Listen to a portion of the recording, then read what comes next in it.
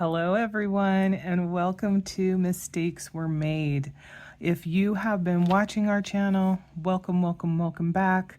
Very much appreciate you keeping track of our progress. If you are new to the channel and this is the first video of ours that you have seen, welcome to as well. You are actually coming in on the heels of a to me, very important pay period. You know what? We're going to just go ahead and get started and we'll catch you up along the way. So first things we'll do is we're going to zoom on in. Now, for those who are new, we do our budgeting by pay period. It just works out with the way my partner and I's paycheck falls. He is the typical every other week paycheck, and mine is on the 15th and then the end of the month, the last day of the month, roughly. So breaking the month up in half has suited us very well. So we are looking at September 1st through the 15th. And the reason I am excited, again, for those of you who are new, is we are expecting that we will be paying off one of our bigger credit cards this month. And doing this particular recap, we will be able to see just how much we are able to bring the remaining total down before we pay it off. I'm just going to put it out there. We're not going to beat around the bush, how much lower it will be for us to then pay it off during the current pay period that we're in, which is, the 16th through the 30th. So let's get started and see what the financials look like. Now, when we did the budget with me, I don't think we had a lot of information ahead of time, at least not the same way we usually do. So for example, we typically know what Mr. M's paycheck is going to be before we're doing one of these, and that was not the case here. So in both mine and his cases, we just budgeted using our basic lowest amount that we expect that we will get per paycheck. So there's definitely going to be some increases, and we can see that here because his was $1,945.15. And just as an FYI, if you hear some strange modulation of my voice, it is because I am looking over to the side, because I actually did this video already, but we had some catastrophes during it, heavy on the cat part. So we are doing it again. So for mine is not going to go up quite as much, just a $1 or $2. So it is going to be $2,226.86. Okay. Now, no miscellaneous income to speak of, but Etsy, we were lucky and had $24.96 come in. I will say, typically as we start to get towards the end of the year, we tend to see less volume for Etsy. I'm already seeing that happen, but I'll be honest, compared to 2-3 years ago and prior, the volumes that we've been seeing have been really low. I mean, crazy low. We used to do quite a good amount of commerce with this shop back in the day. Now, obviously, with the pandemic, there were a lot of people at home needing things to do and starting new hobbies. So that certainly helped during, 2020 and 2021. But even before then, the level of sales was definitely far more than it is now. That's not really a complaint or anything, because my intention is to clear my inventory. I'm not looking to sustain this particular business, but at the same time, I can't clear the inventory if people don't buy it. So I wouldn't be surprised if we aren't seeing income coming in for certain pay periods, just because things are starting to slow down. All right, this is the only one that did stay the same. It's $200.91 for the rollover. So we are now going to add all this up. 1945.15 plus 2226. 86 plus 24.96 plus 291 cents. Wow, something definitely wrong. I wish we had $21,000. Let's try that again. 19,000. Maybe I forgot the decimal for the 1945, not 19,000. I already said 19,000 too. Oh boy. This isn't a good start, is it, everyone? I don't want to subtract, I want to add. 24.96 plus $200.91. Okay, that looks much, much, much better. Okay, so we are ending with $4,397.88 for the income for this pay period. We had our standard payment for the mortgage, which of course, even though we put $875, it took $874.99 out. I don't know. But this is all the same. So $15.49 for Netflix, $11.99 for Kindle, my car insurance, $129.25, and $255.75 for his. There was a difference for the water bill, not unexpected. It was $136.55. We are probably going to want to do 1 or 2 more months at this new monthly cadence, as well as the new higher rate that they have implemented. And then do an average so we can figure out what is a better guesstimate on what the costs are going to be. But we do need still a couple more months under our belts. Okay, these are not done during the first pay period, so let's add our stuff up. $874.99 plus 200. What am I doing? Goodness. I am all over the place here, folks. I'm going to blame it on being a Monday. All right, 129.25 plus 136.55 plus 255.75. And that is perfect. $1,424.02. Okay, so subtract that from our income, $43.97.88, and that gives us a total remainder of $2,973.86.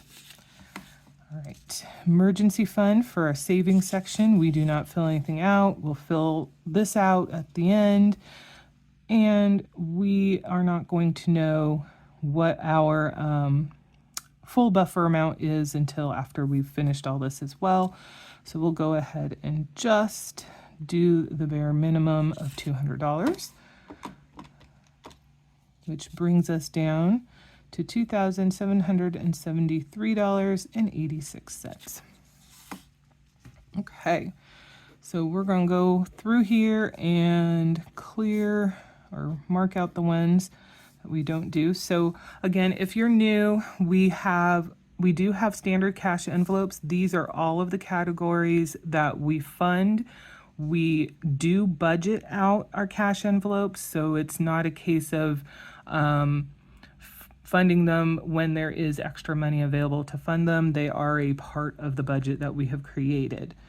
But some of these we only fund during the first pay period, some only during the second, and then there's some that do get funded during both.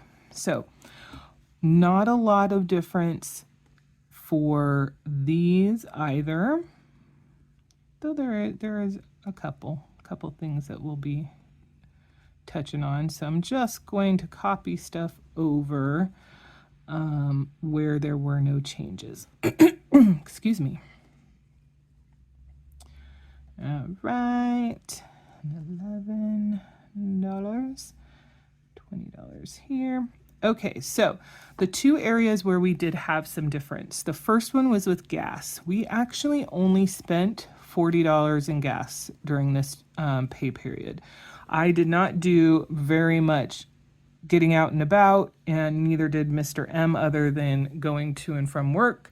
So we were able to reinvest that other $60 back into the bank account. If it had been, a couple of dollars here and there, it made me, I think I decided $20 or $25 or under, then we would have put it in our miscellaneous and left it for when we do our next cash envelope stuffing video. But because it was a larger amount, we just went ahead and took that cash and deposited it into the account.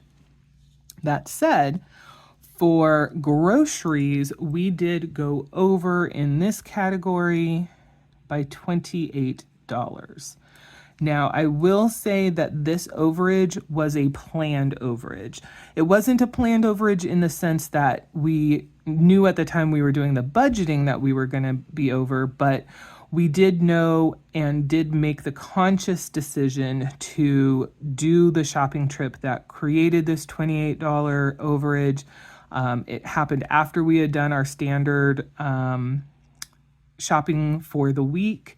And so that's why it wasn't included in either of, just in our normal stuff. But the items that we wanted to get and the costs that they incurred, we were okay with that impact. Now, that's not necessarily something that we're going to have the luxury of being able to do in the future. If we really, really need to do that, then we'll probably have to pull money from one of these other categories to augment, because once my job goes away, we are only going to be budgeting the loss between what our budget is and what Mr. M's pay pays for. We are not going to be budgeting what my current pay provides. So the margins that are going to be available to us are going to be far, far, far slimmer than they currently are. Okay, so what I'm going to do here is, if everything had stayed the same, it would be $608.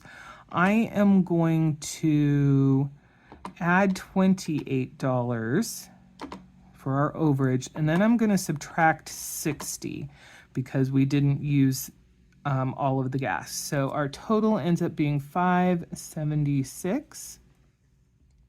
And then we'll subtract our income from right here. So 277.3.86 leaves us with $2,197.86. Okay, moving on over here to debt. So we do not pay anything towards Discover as part of our standard budget, debt budgeting for the first pay period, but we did pay the first of two $488 payments to Reflect. Again, a catch up for those who are new. We do two payments of $488 because right now, due to snowball effect applications, the total payment we have to go towards this particular credit card is $976. Now, early on, when we we're getting started with this, we made the decision that we were going to allocate $1,225 towards debt repayment. It's just part of our budget. We're doing a kind of a modified snowball method. It's not quite exactly the way that they say to do it, but it has worked for us. So that's what we've been doing. And so as we've paid debts off, credit cards off, personal loans off, etc., the amount that's available from that $1,225 bucket has increased as we made each different credit card debt a focus. So the current focus is Reflect. $976 is the amount, and that's would normally be $9.75, but it doesn't divide evenly nicely, so we added $1 just to make my life easier. So we broke it up between the two pay periods just because $976 is a lot of money to have coming out in just one pay period or the other, and so this just added some balance. Alrighty, we're not going to do anything with the extra debt payment at this time. We got to wait till we're done. So we have $488 coming out for debt. And it looks like I did something wackadoodle there. So where were we? We had $2,197.86 previously. So let's take the $488 from that, and that leaves us with $1,709.86. Now we do have my $30 allowance, which I did use in full. So we'll just subtract 30 from here, so keep that running total, which ends up being $1,679.86. And then we have the long-term goal that we are currently focusing on, which is the yard cleanup, and that's $100. So down here, 100, and we'll just, for posterity,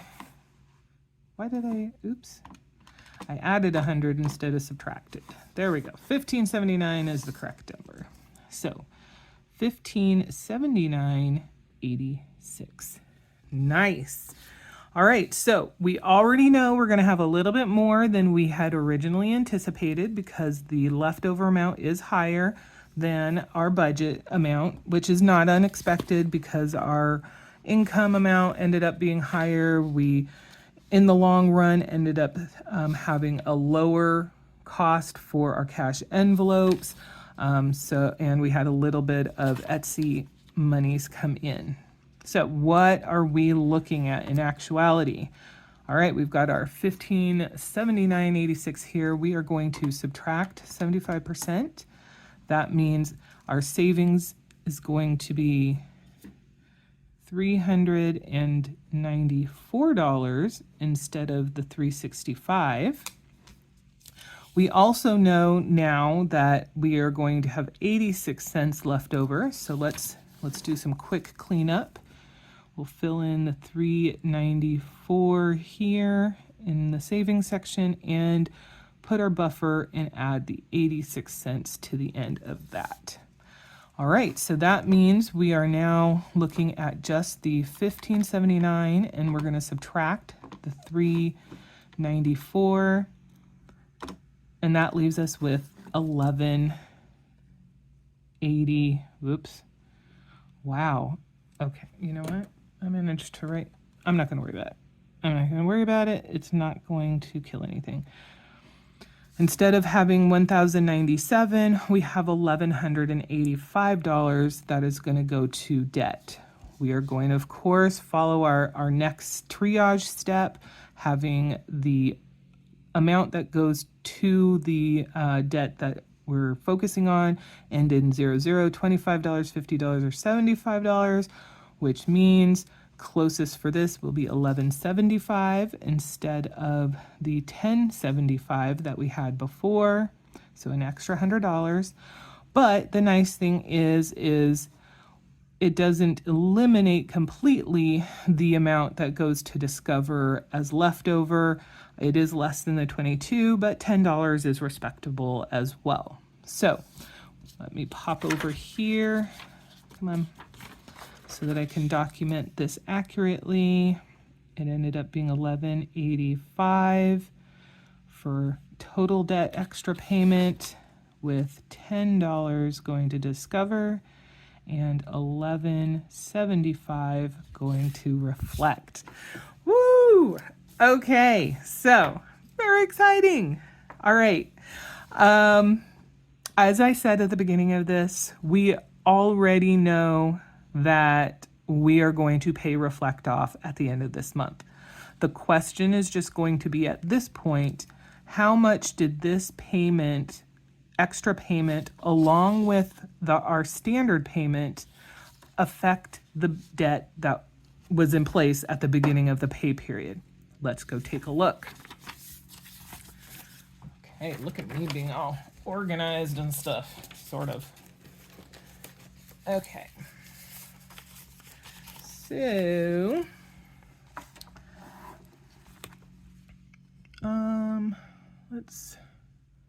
don't really like how far away that looks to me. So, you know what, we're gonna zoom back in. Sorry, zooming in, zooming out.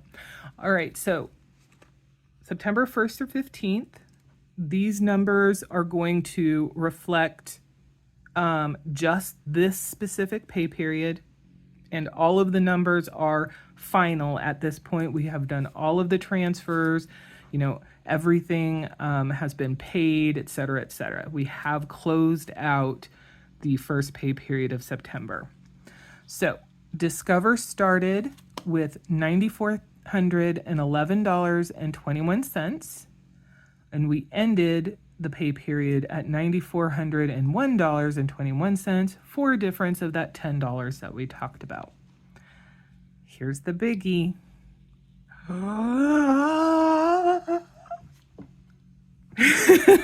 Okay, that might have been over dramatic.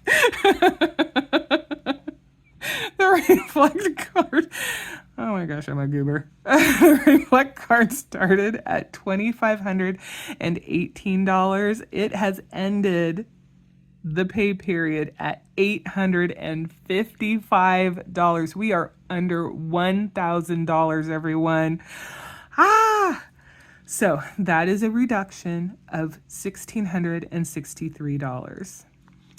For the overall, we started the pay period and the month with $11,929.21 of shared credit card debt. We are ending this pay period with $10,256.21 of debt, which is a reduction of $1,673.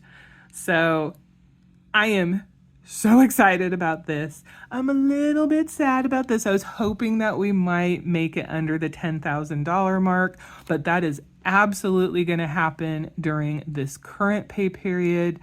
We are absolutely going to pay the reflect card off as well.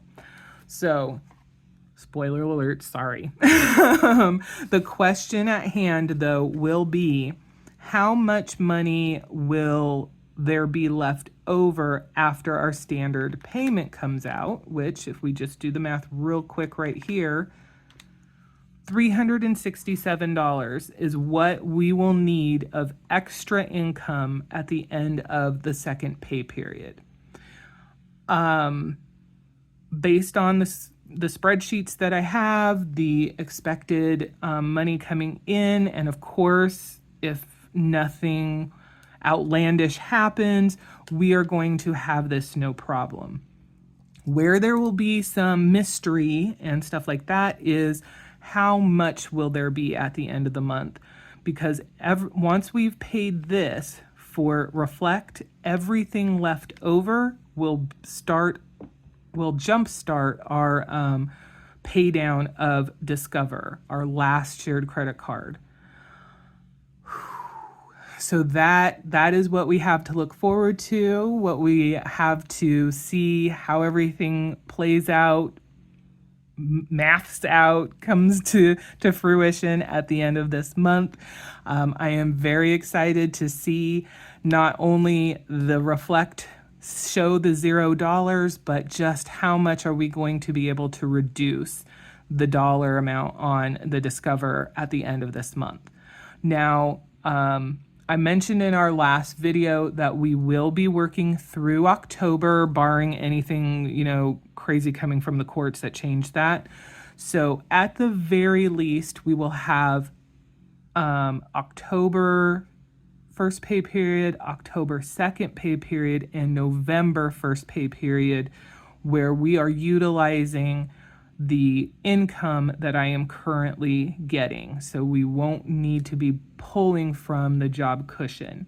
So that gives us 3 separate opportunities to have extra money at the end of the pay period and to be able to put some distant or some good chunks of money on the Discover debt and bring it down, hopefully significantly. Obviously, and this is kind of a mantra that I've been saying over and over, the longer that I stay in the position I have, the further down the debt reduction path we can get, with that absolute benefit and privilege of having larger amounts of money available at the end of each pay period. However, as I went through during our other video, just because the job loss is coming does not mean the debt reduction process will end. It will just be slowed down because we won't have those big extras. We won't have $1,500 at the end of the pay period to, put towards savings and debt. It'll be far, far, far more insignificant, if it even will exist at all. So that said, not an ounce of bad news here. Very, very excited. I cannot wait for this to be 0 and to see this total number go underneath the $10,000 mark. So, all right, we are going to end it here. Thank you so much for watching. As always, if you have any feedback, anything you'd like to say, or questions that you might have, please note those below. Please consider subscribing if you haven't already, especially if you want to continue to keep track of how we're doing with all of our business here. And we will see you in the next one.